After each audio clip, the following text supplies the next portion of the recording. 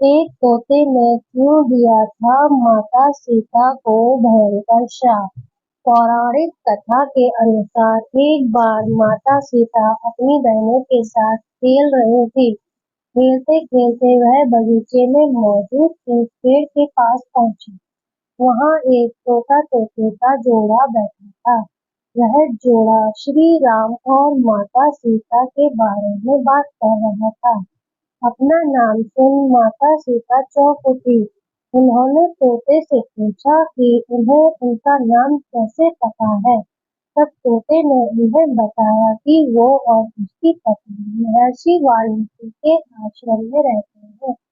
वहीं उन्होंने माता सीता और श्री राम की संपूर्ण कथा सुनी है और तोता तोते की जोड़ी को वह कथा पूरी तरह से अब याद भी हो चुकी है।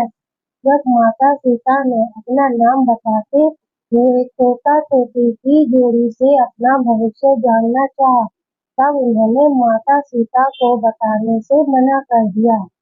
इस पर माता सीता ने तोता तोते की जोड़ी को पकड़ना चाहा, लेकिन तोता उड़ निकला और तोती माता सीता के हाथों में आ गई।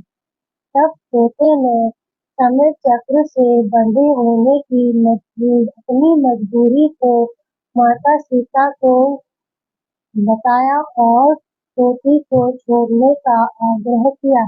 बाल्यावस्था में होने के कारण माता सीता ने तोती को अपने पास रखने की इच्छा जताई और तोती को छोड़ने से मना कर दिया। तब तोती ने श्राप दिया कि जिस प्रकार आपने मुझे मेरे पति से दूर किया है, उसी प्रकार आप अपने पति से दूर हो जाएंगी। साथ ही जिस प्रकार मुझे गर्भावस्था में अपने पति का वियोग सहना पड़ रहा था, उसी प्रकार आप भी गर्भावस्था में अपने पति द्वारा त्याग दी जाएंगी। इसके बाद तोते तोती ने अपने प्राण त्याग दिए।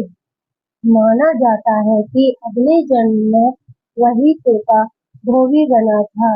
यह वही धोबी था जिसने माता सीता के चरित्र पर उंगली उठाई थी और श्री राम को राजधर्म के कारण माता सीता को त्यागना पड़ा।